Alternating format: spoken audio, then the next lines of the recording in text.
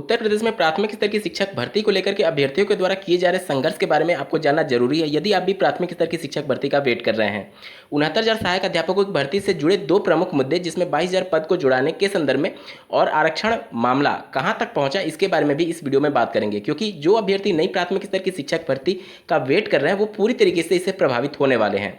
साथ ही बात करेंगे यूपी SSS आयोग के द्वारा 20 अगस्त 2021 को पीईटी परीक्षा जो कि प्रस्तावित है, ये मामला माननीय कोर्ट में आज पहली सुनवाई हो चुकी है। माननीय कोर्ट के द्वारा डेट को बढ़ाए जाने के संदर्भ में क्या कुछ कहा गया इसके बारे में बात होगी। डीएलएड 2018 बैच के अंक पत्र और प्रमाण पत्र के संदर्भ में कुछ नोटिफिकेशंस जारी हुए हैं जिसे आपको जानना जरूरी है।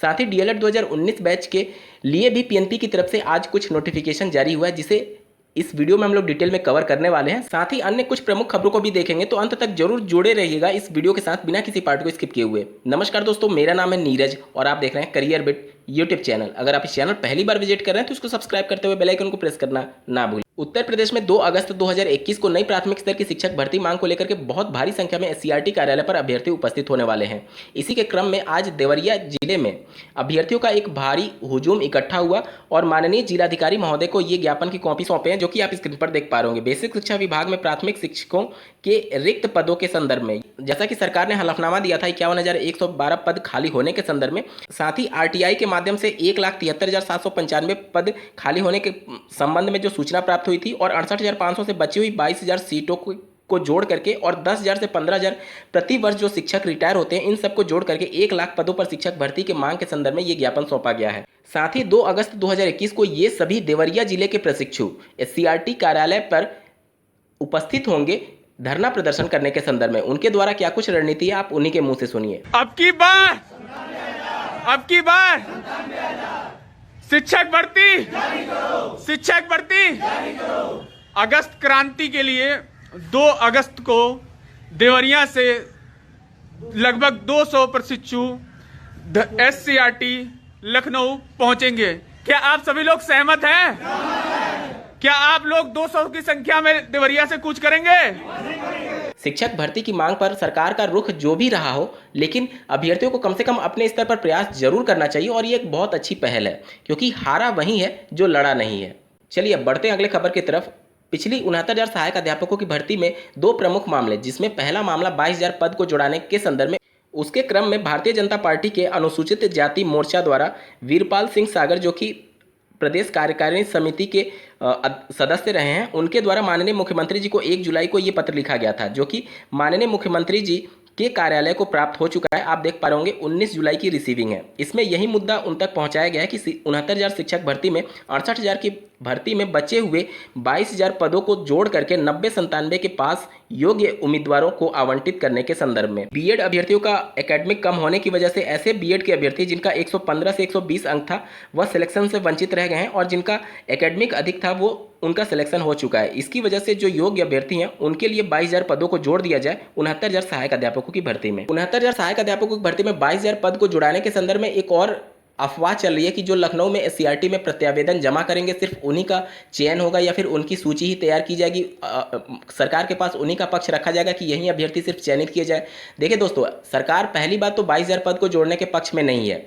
दूसरी बात, कानूनी पेच भी उसमें बहुत ज़्यादा है, तो बहुत कम चांसेस हैं कि 22,000 पद जोड़ा जाए। अगर सरकार के लिए वो टेढ़ी खीर बन गई या फिर गले की हड्डी बन गई उसी कंडीशन में वो तैयार होगी, अन्यथा की कंडीशन में उसके बिल्कुल भी चांसेस नहीं है। और जो प्रत्यावेदन वाली बात है वो सिर्फ एक तरीके से सरकार पर दबाव बनाने के क्रम में ये चीज़ें हो रही हैं। इसका कोई भी ये हो ही नहीं सकता कि अगर सरकार कुछ आदेश जारी भी करती है तो सिर्फ प्रत्यावेदन वाले अभ्यर्थियों का चयन होगा। आप लोग इसके लिए बेफिक्र रहिए, अगर चयन होगा तो सभी अभ्यर्थियों के लिए एक साथ लेटर जारी होगा और उसके बाद चयन होगा। प्रत्यावेदन को लेकर के आप लोग कन्फ्यूजन मत होइए कि अगर आपने प्रत्यावेदन सबमिट नहीं किया तो सरकार उन्हीं लोग को सिर्फ चयनित कर देगी, ऐसा नहीं होने वाला। देखिए, याची लाभ कोर्ट के माध्यम से दिया जाता है, सरकार याची लाभ नहीं देती है।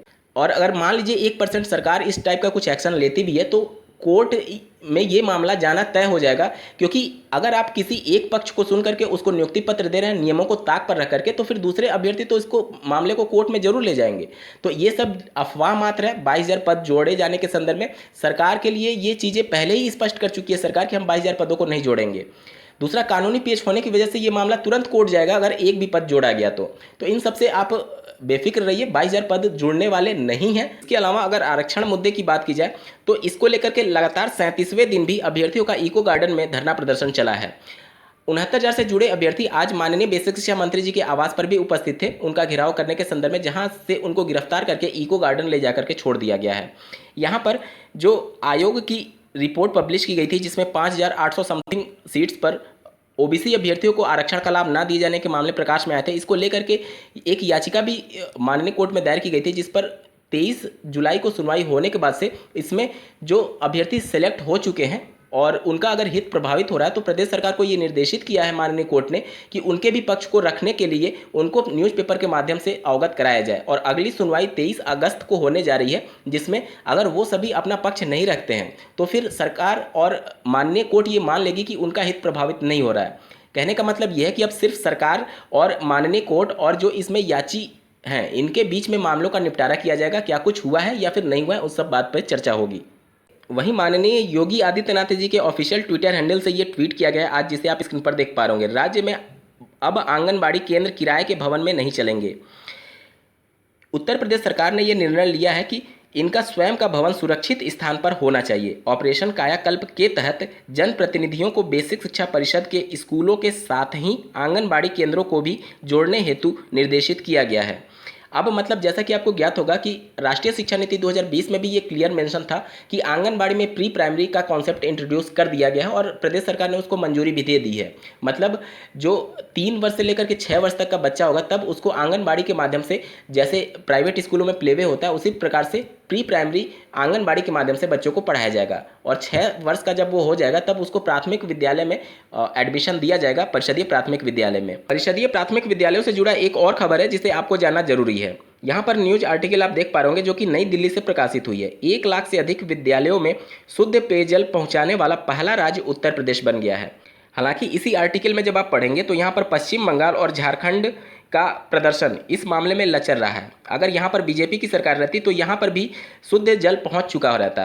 क्योंकि यहाँ पर बीजेपी की सरकार नहीं है, यहाँ दोनों जगह बीजेपी विपक्ष में। दोस्तों, आप लोग का क्या कुछ विचार है इस मामले में कि 1 लाख विद्यालयों में शुद्ध जल की व्यवस्था है या नहीं? आप लोग ट्रेनिंग में जाते होंगे, इंटर्नशिप में, तो आप लोग कमेंट करके जरूर बताइएगा। वहीं यूपी SSSC आयोग के द्वारा जो पीईटी की 20 अगस्त को परीक्षा होने जा रही है, उसमें बहुत से आवेदकों ने अपने आवेदन कंप्लीट नहीं कर पाए थे। सरकार का खुद का आंकड़ा था कि लगभग 35 लाख आवेदन हो सकते हैं, लेकिन कोरोना काल में आवेदन लिए गए, जिसकी वजह से साइबर कैफे ओपन नहीं थे और बहुत से ऐसे कैंडिडेट जो गांव देहात से बिलोंग करते हैं और मोबाइल से सभी चीज़ें ऑपरेट नहीं कर पाए या फिर लैपटॉप कंप्यूटर के लिए उतनी स्पीड नहीं आने की वजह से, सर्वर पर कंजेशन की वजह से ये सभी छात्र वंचित रह गए और मात्र लगभग 21 लाख लोग ही अंतिम रूप से आवेदन कर पाए थे। जिसके बाद से ये मामला कोर्ट में गया और माननीय कोर्ट में आज पहली सुनवाई हुई है, जिस पर माननीय कोर्ट ने प्रदेश सरकार को आदेश जारी किया है कि आप अपना हलफनामा दायर करिए इसके संदर्भ में। इस केस की अगली सुनवाई 8 अगस्त 2021 को होना प्रस्तावित है और 20 अगस्त को परीक्षा होनी है। 8 अगस्त को अगर प्रदेश सरकार के वकील के द्वारा कुछ स्पष्टीकरण नहीं दिया जाता है तो फिर ये मान करके चलिए कि परीक्षा भी आगे डिले हो सकती है, क्योंकि लगभग 11 से 15 लाख ऐसे प्रशिक्षु हैं जो कि अपना आवेदन कंप्लीट नहीं कर पाए हैं और सरकार भी ये आंकड़ा प्रस्तुत कर चुकी थी पहले ही कि 35 लाख से अधिक आवेदन आएंगे, जबकि आवेदन सिर्फ 21 लाख कंप्लीट हुए थे। अब बात करेंगे डीएलएड 2018 बैच के महत्वपूर्ण एक नोटिफिकेशन के बारे में। 27 जुलाई 2021 को देवरिया जिले के डाइट प्राचार्य के द्वारा सभी निजी डीएलएड संस्थानों को एक पत्र जारी किया गया, जो कि आप स्क्रीन पर देख पा रहे होंगे। डीएलएड 2018 द्वितीय सेमेस्टर चतुर्थ सेमेस्टर का अंक पत्र व प्रमाण पत्र प्राप्त करने के संदर्भ में यहाँ पर सभी निजी डीएलएड संस्थानों को ये निर्देशित किया गया है कि पीएनपी के माध्यम से डाइट पर सभी अभ्यर्थियों के अंक पत्र और प्रमाण पत्र आ चुके हैं, वहाँ से कॉलेज कलेक्ट कर लेगा और कॉलेज के माध्यम से सभी प्रशिक्षुओं को वितरित कराए जाने के संदर्भ में ये लेटर जारी किया गया है। आपके भी जिले में डाइट पर अंक पत्र और प्रमाण पत्र आ चुके होंगे, आप अपने डाइट से संपर्क करिए या फिर अपने कॉलेज में संपर्क करिए कि वो डाइट से पता करें कि अंक पत्र प्रमाण पत्र आए हैं या फिर नहीं। अधिकांश जिलों में ये प्रमाण पत्र और अंक पत्र आ चुके हैं। सचिव परीक्षा नियामक प्राधिकारी कार्यालय द्वारा दिनांक 28 जुलाई 2021 को सभी डाइट प्राचार्य और सभी निजी डीएलएड संस्थानों के सचिव को ये पत्र लिखा गया, जो कि आप स्क्रीन पर देख पा रहे होंगे। डीएलएड पाठ्यक्रम में अध्ययनरत प्रशिक्षुओं को समाज कल्याण विभाग द्वारा प्राप्त होने वाली दसमोत्तर छात्रवृत्ति का master data digital lock forward किए जाने के संबंध में यहाँ पर कुछ समस्याएं आ रही थी, जैसे कि यहाँ पर पहला पॉइंट देख सकते हैं आप, डाइट निजी डीएलएड संस्थान पोर्टल पर समाज कल्याण विभाग द्वारा दिए गए निर्देश अनुक्रम के समय प्रविष्टियाँ की जाए।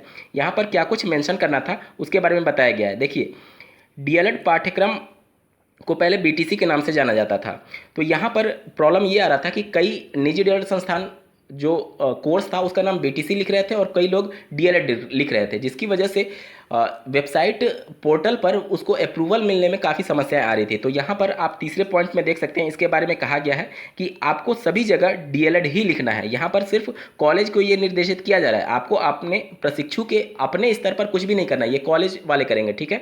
दूसरा ये बात मेंशन करना था कि जो संस्थान का नाम था वह एनसीटी और राज्य सरकार के द्वारा जब उनको संबद्धता प्राप्त कराई गई थी उस समय जो उनके कॉलेज का नाम था वही नाम उनको उस पोर्टल में मेंशन करना होगा, क्योंकि बहुत से निजी डीलर संस्थान ऐसे होते हैं जो कि कुछ अलग नाम लिख देते हैं, जिसकी वजह से वो वेरिफिकेशन में प्रॉब्लम होता है, फिर छात्रवृत्ति मिलने में समस्याएं होती हैं और अप्रूवल में प्रॉब्लम होता है, जिसकी वजह से ये सभी समस्याएं आ रही थी।